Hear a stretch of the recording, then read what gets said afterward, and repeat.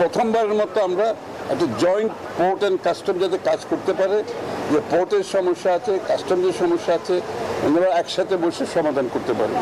বর্তমান সরকারের আমলে প্রভাব বিস্তার করে কোনো ব্যবসায়িক কার্যক্রমের সুবিধা নেওয়া যাবে না, এমন মন্তব্য করেছেন অর্থমন্ত্রী আমির খসরু মাহমুদ চৌধুরী। দুপুরে চট্টগ্রাম বন্দর কর্তৃপক্ষের সাথে বৈঠকের পর সাংবাদিকদের কথা বলেন তিনি। বলেন, চট্টগ্রাম বন্দরের আমদানি রপ্তানির দীর্ঘ সূত্রিতা কাটাতে এখন থেকে চট্টগ্রাম বন্দর ও কাস্টমস সমন্বিতভাবে কাজ করবে। রতন দাসের ক্যামেরায় নয়ন বড়ুয়া জয়ের রিপোর্টে বিস্তারিত। নির্ধারিত সময় পণ্য খালাস সহ নানা সংস্থার মধ্যে সমন্বয়হীনতায় আমদানি রপ্তানিতে ব্যয় হচ্ছে অতিরিক্ত সময়, বাড়ছে খরচ। এতে পর্যাপ্ত প্রবৃদ্ধি অর্জন করতে পারছে না চট্টগ্রাম বন্দর। এমন বাস্তবতায় মঙ্গলবার দুপুরে বন্দর ভবনে চট্টগ্রাম বন্দর ও কাস্টম সহ বিভিন্ন সংস্থার সঙ্গে বৈঠক করেন অর্থ ও পরিকল্পনা মন্ত্রী। চিহ্নিত করা হয় প্রতিবন্ধকতাগুলো, খোঁজা হয় বন্দরের গতিশীলতা বাড়ানোর পথ।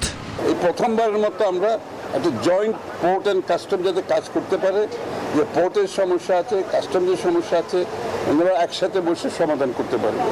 এ সময় মন্ত্রী বলেন, বর্তমান সরকারের আমলে প্রভাব বিস্তার করে কোনো ব্যবসায়িক সুবিধা নেয়ার সুযোগ নেই।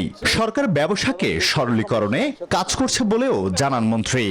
পোর্ট কে চালাবে না চালাবে এটা আমাদের বিষয় না, যখন যার হাতে পোর্ট থাকবে, সেটা দেশি হোক বিদেশি হোক, তাদেরকে এই বিষয়গুলো নিশ্চিত করতে হবে।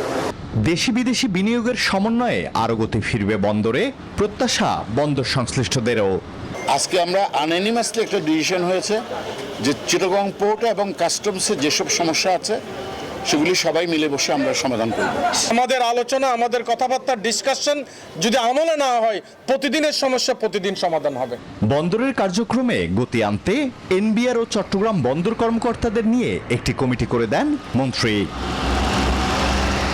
Desk report, news 24।